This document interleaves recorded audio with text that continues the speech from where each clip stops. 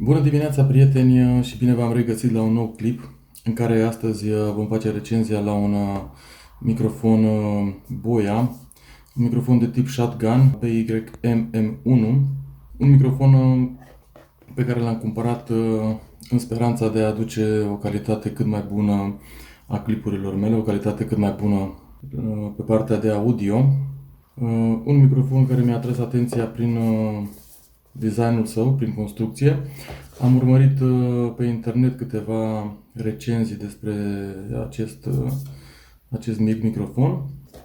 Am urmărit câteva tutoriale, am fost oarecum impresionat. Haideți să-l desfacem să vedem cum arată și mai vorbim pe parcurs despre el. Un microfon foarte mic, foarte bun. Un microfon care a reușit să mă impresioneze pe mine personal, datorită calității construcției și a prețului. Un raport preț-calitate-performanță absolut excelent pentru acest microfon. O alternativă mult mai ieftină decât Rode Video Micro sau Micro, cum vreți să spuneți, care este la un preț dublu față de acesta și face lucruri asemănătoare.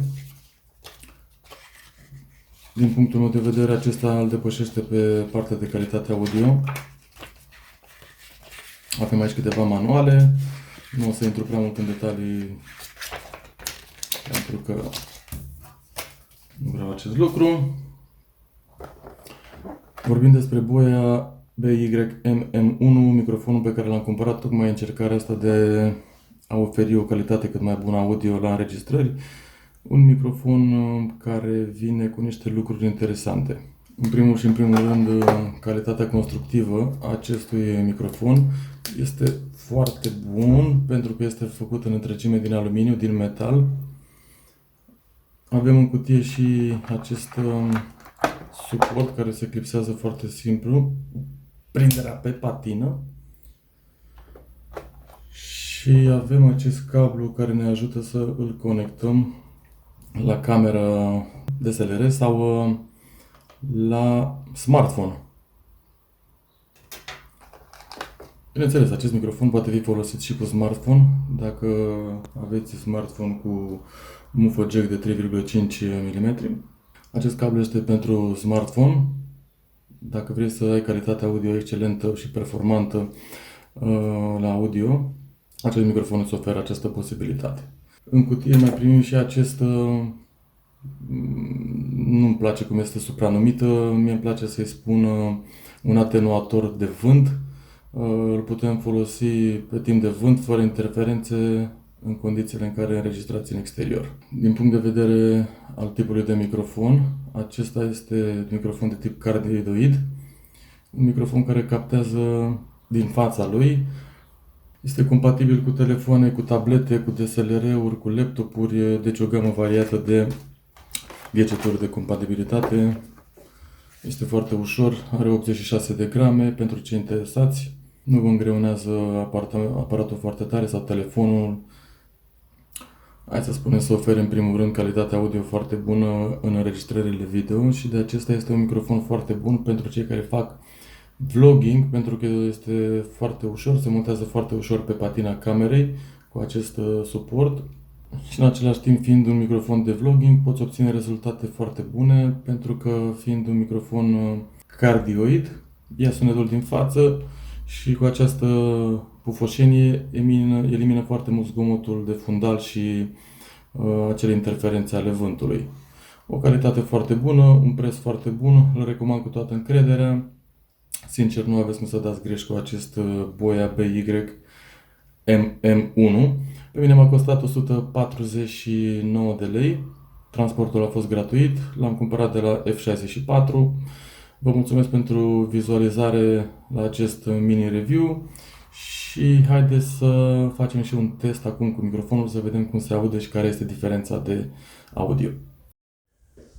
Ok, prieteni, în acest moment sunetul vine din acest microfon Boya BY-MM1. Vorbesc la o distanță aproximativă de 30-35 de centimetri de acest microfon. L-am conectat la telefonul meu, deci pur și simplu îl poți conecta la telefon și cam atât. Are un cablu pe care vi l-am arătat puțin mai devreme. De menționat faptul că acest microfon nu necesită o baterie, un lucru care mie îmi convine foarte, foarte mult pentru că nu voi mai sta cu gândul că rămân fără baterie sau că nu am pornit sunetul din microfon. Încă o dată vă spun, este compatibil cu telefoane, este compatibil cu tablete, compatibil cu laptopuri, cu camere DSLR. La camerele DSLR vom putea folosi acest adaptor. Este foarte simplu, foarte intuitiv. Bineînțeles, microfonul respectiv a venit și cu un săculeț de transport, un săculeț dintr-un material care imită foarte bine pielea, foarte plăcut la atingere. Încă o dată vă spun despre această pufășenie care este supranumită Dead Cat, o denumire care mie nu stârnește niciun fel interesul de a-l pronunța.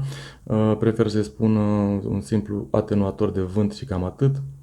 Haideți să-l montăm să vedem cum se aude, dacă este vreo diferență și cu acest atenuator de vânt, chiar dacă nu suntem în afară, în exterior, suntem undeva la interior. Haideți să-l montăm. În regulă, am montat și acest atenuator de zgomote de fundal. În principiu, eu în momentul de față nu pot să-mi dau seama decât când voi intra să editez acest clip. O să văd diferențele. Cu siguranță se aude foarte bine din câte am observat eu pe tutorialele altor băieți care au făcut review-uri la acest microfon Boya BY-MM1. Să sperăm că de acum încolo clipurile noastre își vor îmbunătăți calitatea audio și va stârni un altfel de interes, pentru că degeaba ai calitate video foarte bună dacă, virgulă, calitatea audio nu este bună. Cam atât despre acest microfon Boya BY-MM1.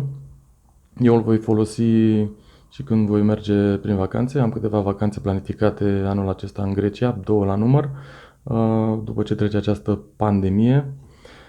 Să sperăm că voi mai lua o vacanță sau 2 în această vară, pentru că simt nevoia să mă relaxez mai mult decât de obicei și trebuie să ne trăim viața puțin diferit față de cum o făceam până în această pandemie. Vă mulțumesc că v-ați uitat la acest video. Vă las în descriere un link de unde puteți comanda acest Boya BY-MM1 dacă sunteți interesați. Până la următorul video vă doresc toate cele bune, multă sănătate și să ne revedem cu bine!